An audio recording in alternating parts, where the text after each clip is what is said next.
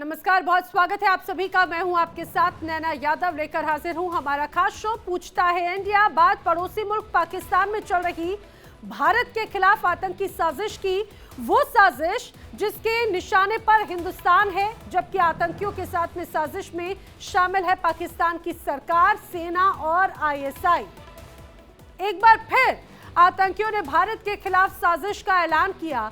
कहने को तो यह ऐलान एक आतंकी संगठन की ओर से किया गया माना जा सकता है, लेकिन सवाल ये उठता है कि क्या आतंकियों को पाकिस्तानी सेना और सरकार का समर्थन हासिल है। पूरी खबर क्या है, आइए वो मैं आपको विस्तार से बताती हूँ। दरअसल पाकिस्तान के कब्जे वाले कश्मीर यानी कि पीओके की हजीरा तहसील में एक बैठक होती है, जिसमें लश्कर ए तैयबा, जैश ए मोहम्मद का आतंकवादी शामिल होता है, और एक नहीं बल्कि एक से ज्यादा। और इस बैठक में लश्कर कमांडर अबू मूसा, आमिर जिया, बाबर हुसैन भी शामिल हुए, जबकि जैश के स्थानीय कमांडरों ने बैठक में शिरकत की। बैठक को संबोधित किया और संबोधित करते हुए आतंकी अबू मूसा ने भारत के खिलाफ जिहादी बयान जारी किए और जिहाद जारी रखने का ऐलान किया। उसने भारत के खिलाफ आतंकी वारदातों को अंजाम देने की भी बात कही है। तो ये तो आपको पता चल गया कि किस तरह से पाकिस्तान में एक बार फिर से भारत के खिलाफ साजिशें रची जा रही है। और ये पिछले कुछ वक्त से लगातार जिस तरह से वीडियोस, जिस तरह से खबरें सामने आती है, कभी लश्कर का आतंकी हमने देखा किस तरह से, कभी सैफुल्लाह कसूरी की तरफ से बयान सामने आ जाता है, वो बैठकें करता है। दूसरी तरफ एक और बैठक की तस्वीर ये आपके सामने है जो आप टीवी स्क्रीन पर देख रहे हैं। अब आपको मैं ये भी सुनाती हूँ पीओके में हुई इस बैठक में लश्कर आतंकी ने आखिर क्या कबूल किया, सुनिए।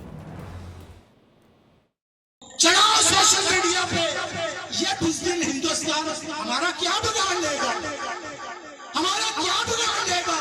हम बुज़दिल नहीं हैं, हम शहादत से उतनी ही मोहब्बत करते हैं जितने ये बुज़दिल दुनिया से मोहब्बत करते हैं। शहादत हमारी दुल्हन है, हाथ खड़ा करके कहो शहादत हमारी दुल्हन है।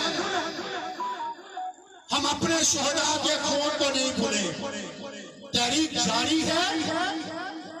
सरदार साहब की क़यादत में रेस्क्यू ऑपरेशन भी हुआ। सरदार साहब आपकी क़यादत में इंशाअल्लाह हम ये एलओसी तोड़ेंगे। तोड़ोगे? तो सुना आपने, एलओसी लाइन ऑफ कंट्रोल को तोड़ने की बात ये आतंकी की तरफ से कही जा रही है। और ये पहला मौका नहीं है जब किसी आतंकी के बयान से पाकिस्तानी सरकार, सेना के साथ उसके गठजोड़ का खुलासा हुआ हो और जिस तरह से भारत के खिलाफ उसने जहर उगला हो। कई बार, कई दफा, कई मर्तबा इसे देखा जा चुका है। इससे पहले कई बार पाकिस्तान में मौजूद आतंकियों ने भारत को जख्म देने की कोशिशें की। हर बार पाकिस्तान को मुंह की खानी पड़ी, जहां पर उरी हमलों के बाद में सर्जिकल स्ट्राइक की गई, पुलवामा अटैक के बाद एयर स्ट्राइक की गई, दुश्मनों को मिट्टी में मिला दिया गया, पहलगाम हमला हुआ, तो उसके बाद में भारत ने ऑपरेशन सिंदूर के जरिए पाकिस्तान को गहरे जख्म दिए। गहरे जख्म किस तरह से, बड़े आतंकियों के ठिकाने ढेर कर दिए गए। यहाँ पर आज भी उसकी तस्वीरें पाकिस्तान छुपाए छुपाए फिरता है, दुनिया के सामने एक अलग नैरेटिव पेश करने की कोशिश करता है। और यही वजह है कि पाकिस्तान बार बार उसी बौखलाहट में फिर वही साजिशें रचने की कोशिश करता है। उस 22 मिनट से सबसे पहले तो क्या हुआ था कि जो उनका डिसीजन मेकिंग साइकिल था अपोजिट साइड का, वो बिल्कुल हिल गया था। एंड उन्हें वक्त लगा समझने में। एंड चूंकि वक्त लगा तो जिसके हाथ में जो आया, किसने पत्थर फेंकना शुरू कर दिया, किसी ने ड्रोन, किसी ने मिसाइल, तो अफरा तफरी ऐसी मची हुई थी उस तरफ कि उनको समझ में नहीं आया क्या कार्रवाई हो रही है। और ये जो मिसमैनेजमेंट उस तरफ से हुआ था, उसको हमने कैलिब्रेटेड रिस्पॉन्स दिया, ताकि हम लड़ाई को आगे नहीं बढ़ाना चाहते थे, क्योंकि हमारा जो पॉलिटिको मिलिट्री एम था वो हमने पा लिया था। दूसरा जो टर्निंग पॉइंट था, जो मैं शायद यहां पे खुले में ना बता पाऊं, बट 10 तारीख को सवेरे कुछ ऐसे निर्देश तीनों सेनाओं को दे दिए गए थे कि अगर ये लड़ाई आगे बढ़ती तो इसमें क्या होना था, वो जिसको समझ में आना था उसकी समझ में आ चुका था।